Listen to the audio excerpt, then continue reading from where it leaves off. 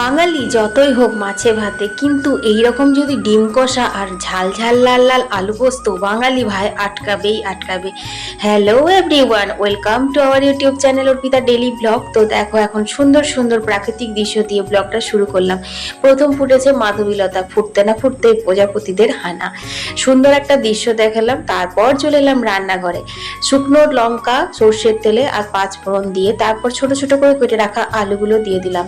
সবসময় আলু পোস্ত করি কাঁচা লঙ্কা দিয়ে, কিন্তু আজকে লাল লাল ঝাল ঝাল আলু পোস্ত করব, কারণ আজকে বানাবো স্পেশাল ডিম কষা। তাই আজকে শুকনো লঙ্কা ফোড়ন দিয়ে আর শুকনো লঙ্কা দিয়েই পোস্তটা বেটে নেব। শুকনো লঙ্কাটা শুধু ঝাল না, এতে কালারটাও কিন্তু লাল আসবে, শুধু সেই জন্য লাল লাল করে পোস্ত বেটে নিয়েছি। এদিকে আলু সেদ্ধ হয়ে গেছে, তারপর পোস্ত দিয়ে নাড়াচাড়া করে অল্প একটু কাঁচা সর্ষের তেল ছিটিয়ে নামিয়ে নিলাম লাল লাল ঝাল ঝাল আলু পোস্ত।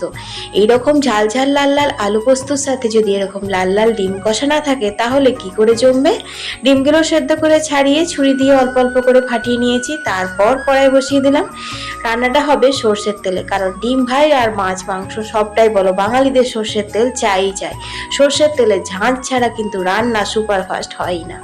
যাই হোক, ডিমগুলো ভেজে সেই তেলে পেঁয়াজগুলো ভাজতে বসিয়ে দিলাম। চলো একটা সস রেডি করি। একটু চিলি সস, একটু টমেটো সস, অল্প একটু সয়া সস নিয়ে একসাথে খুব ভালো করে গুলে নিলাম।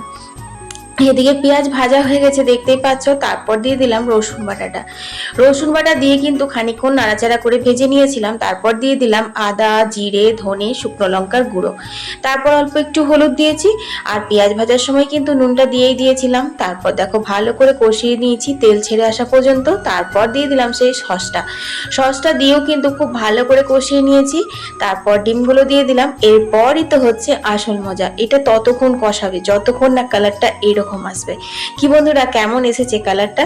এটাকে কি বলবো বলো তো? ডিম কষা বলবো না চিলি এগ? তোমরাই বলো এটাকে আমি কি নাম দেবো। যাই হোক, রান্না বান্না করে স্নান করে নিয়েছি, কারণ পেটে রেগেছে ভীষণ খিদে। প্রথমে তো আলু পোস্ত দিয়ে কুমড়োর তরকারি ডাল হয়েছিল, সেগুলো দিয়ে খাওয়া হয়ে গেছে। লাস্ট পাতে কিন্তু এই ডিমটা। স্কুলে আমাদের স্যার বলতো যে মাছ মাংস ডিম যেটা হয় সেটা সাইডে রেখে এক থালা ভাত খাওয়া হয়ে যায়, কি না ডিমটা লাস্টে খাবো, মাছটা লাস্টে খাবো, মাংসটা লাস্টে খাবো। সত্যি সেদিন হাসি পেলো, আজকে মনে হচ্ছে হ্যাঁ, কথাগুলো কিন্তু সত্যি। তবে যাই বলো নাই বলো, এই ঝাল ঝাল লাল লাল আলু পোস্তর সাথে ডিম কষা আজকে জমিয়ে দিয়েছে।